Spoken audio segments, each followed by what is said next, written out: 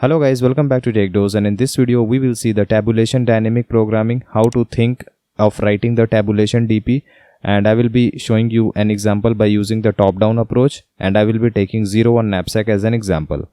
Now in the previous videos I had already explained about the recursive as well as the memoization methods, so you should watch those two videos. The link will be present in the description below, and then come back and watch this video. Now let us start. Recursive solution is very important in order to build the DP solution.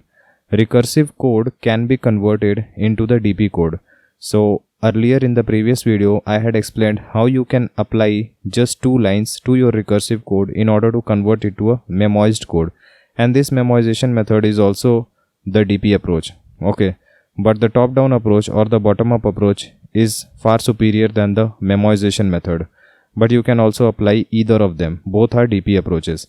Now if you apply pure recursion, then you will be making function calls, and so you will be building stack memory. If you are applying memoization, then you will be applying recursion calls which will be using stack memory, as well as you will be using a table where you will be remembering the solution for the subproblems, so that when that subproblem is encountered again, you will simply return its value without even calculating it. Okay. Now in the top-down approach, you will not make any function call. You will just be using these cases and you will convert it into a iterative method.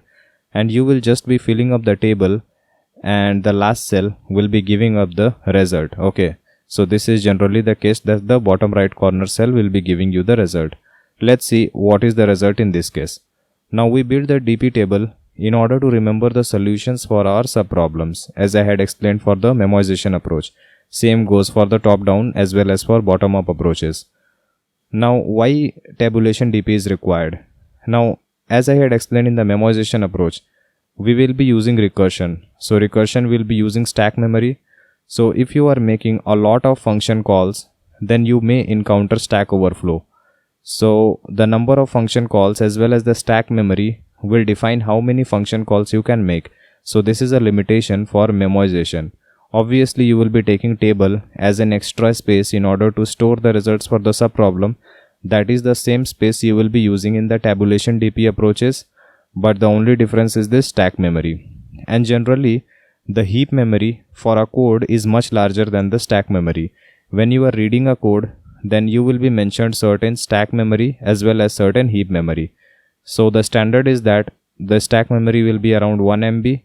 And the heap memory will be around 256 MB. Most of the cases this will happen. So it is better that you use heap memory instead of using stack memory. So you should avoid using too many function calls. Otherwise you will get stack overflow.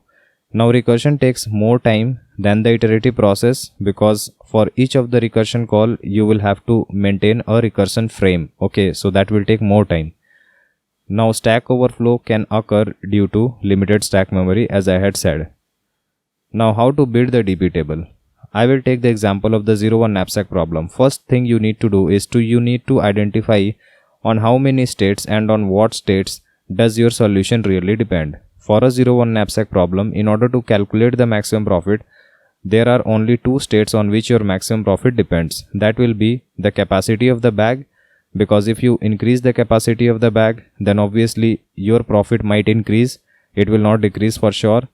And it will depend on the number of items, because if you have more number of items as choice, then obviously you can choose better items in order to get larger profit. Okay, so these two are the states on which the 01 knapsack maximum profit will depend.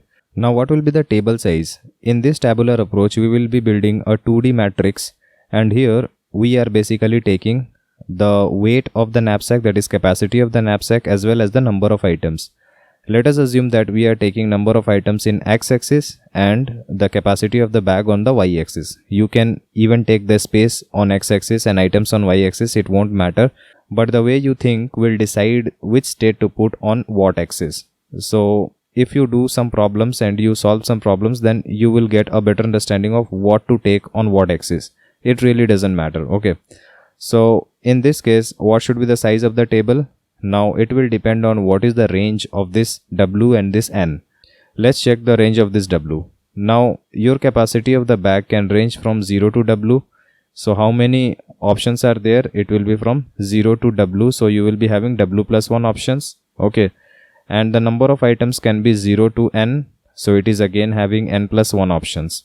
That is why your table size will be N plus 1 by W plus 1. So the number of rows are N plus 1 from 0 to N. Number of columns are from 0 to W, which is W plus 1. So the DP will be of size DP of N plus 1 W plus 1. I hope you understand how this DP table is formed. Okay. Now let us look at the next step. The next step is to understand about the subproblems. I had already explained about this in the previous video. Now here, if we are taking the 0-1 knapsack, okay, let's say this is our given input, where we are given 3 items and the capacity of the knapsack bag is 4. Now we have already formed the DP table, and in this case, if you take this S1, then S1 is saying that if you are having first 2 items, that is these 2 items, 1 and 2, and if your capacity of the bag is 1, then what is the maximum profit you can gain? The solution for that problem will be filled here.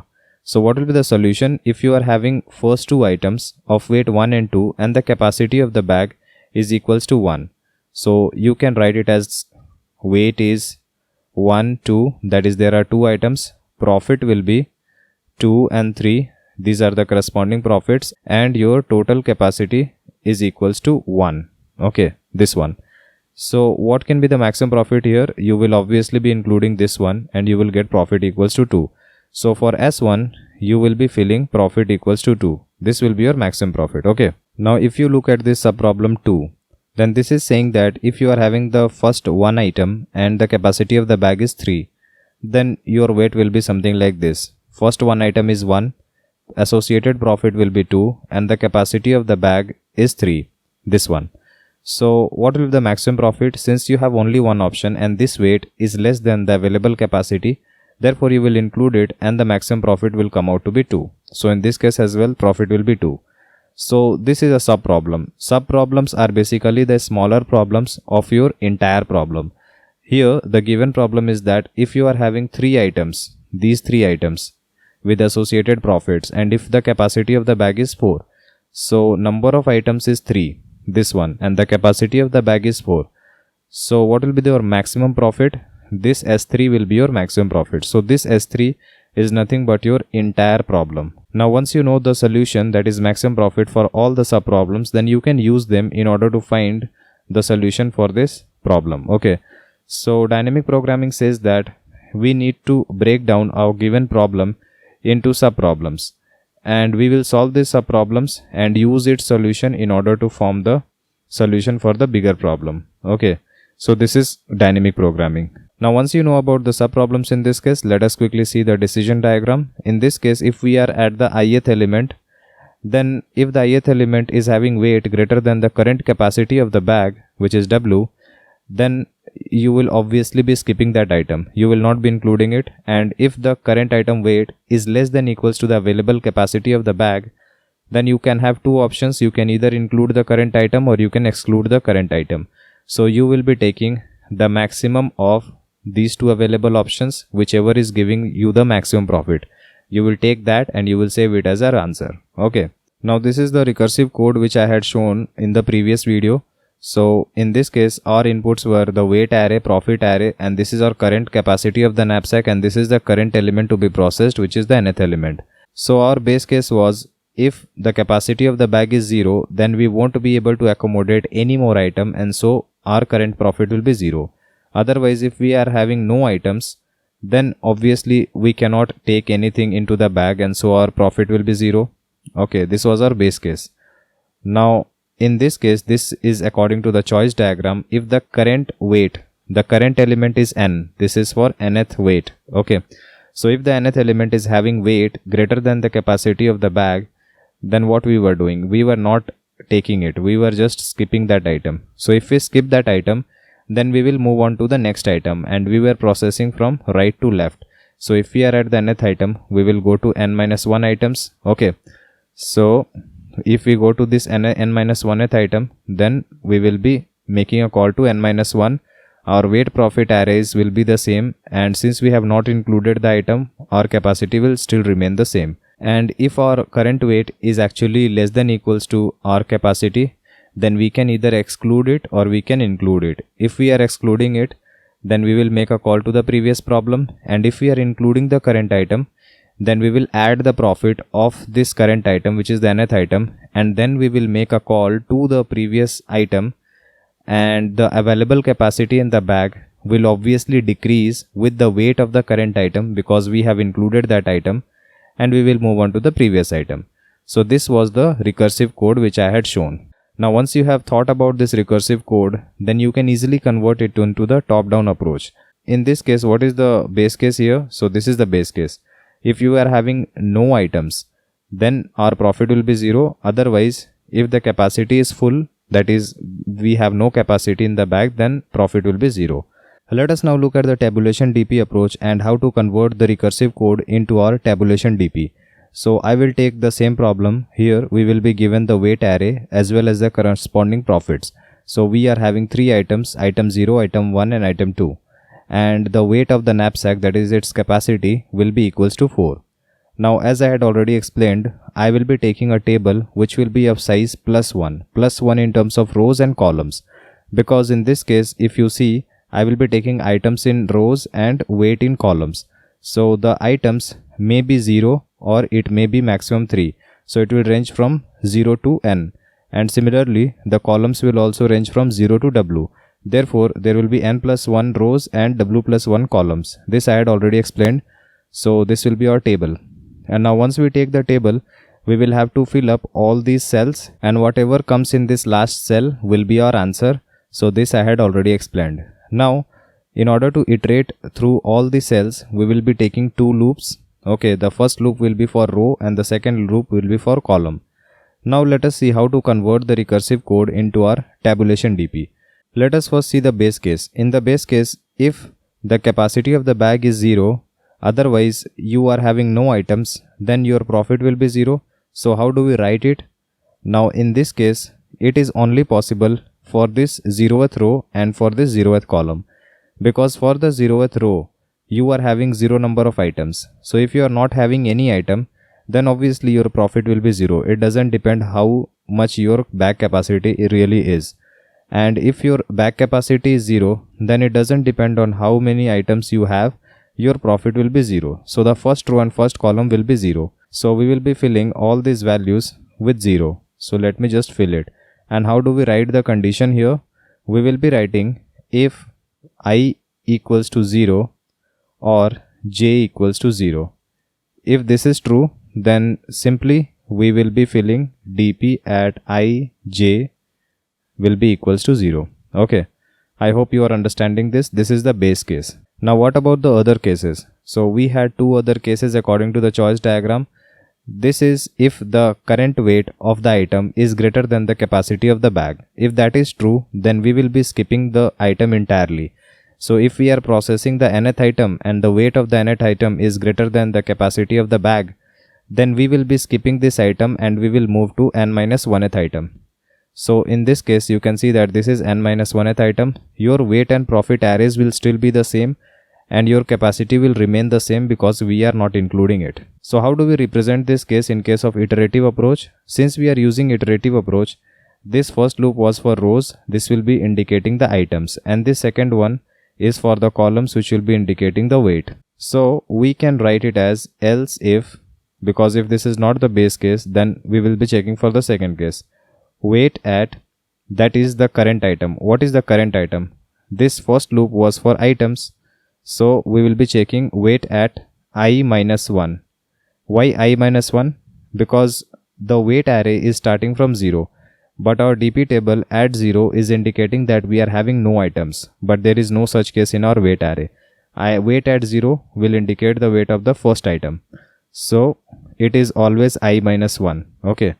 So if weight at I-1 is greater than the current capacity of the bag, and what is the current capacity? That will be indicated by j. So if weight at I-1 is greater than j, then we will be simply skipping it. And what is skipping means? Skipping means that we will be skipping the item and we will move to the previous item. So let's say if we are filling this value, if we are at this value, and if let's say the item weight 2 is greater than the capacity of the bag, so if that was true, in this case this is not true, but if it was true, then we would have just moved to the previous cell. This would have been I minus 1th cell. So what will we write here? If this is the case, if we want to skip the current item, we will move to the previous item. So dp at ij will be equals to dp at previous item, which will be I minus 1, and the capacity will still remain the same. This j is the capacity because we have not included the current item. So this is how we can convert this case into the iterative approach. Okay, so how do we write the third case? Now you can see that there can be only 3 cases for this problem. The first one was the base case, the second one was for the skipping case, and if these 2 cases doesn't occur, then obviously we will hit this third case. So we will have to write an else statement here. So we will write else case. So what was there in the else case? Actually, when the item weight is less than equals to your capacity of the bag, then this will come. This is the third case. In this case, we will try 2 possibilities. We will try to include the item, or we will try to exclude the item, and we will take the maximum of these 2 values as our answer. Okay, so how do we write that? Now here, as you can see, the first one is the same as the previous statement. So we will write the first one as dp at ij will be equals to maximum of, and then this will be the first case, dp at I minus 1 j. This is when you want to skip the item. Okay, now if you don't want to skip the item, then what will you do? We will have to include the current profit and then make a previous function call. So the second option is we will be adding the profit. So profit at I minus 1. Again, this is starting from index 0, but our dp table is actually indicating 1 means the first item, which is the 0th item. That is why we will be writing I minus 1. The same goes for this weight as well. Okay, so we have added the profit. Now this will be adding to the function call. So what function call were we making? We were passing the weight profit as same, but the capacity of the bag here was decreasing. This is decreasing. Okay, and we are making call to the previous function call. So here we will be writing dp at I minus 1, which will be indicating the previous item, and then our weight capacity will also decrease because we have included the current item. So the capacity was w, and now since we are including the current item, which is the ith item, it will be decreased by weight at I minus 1. Okay, so we will take the maximum of these 2 values, this value and this yellow part together. We will take the maximum of these 2 and will store in dp at ij.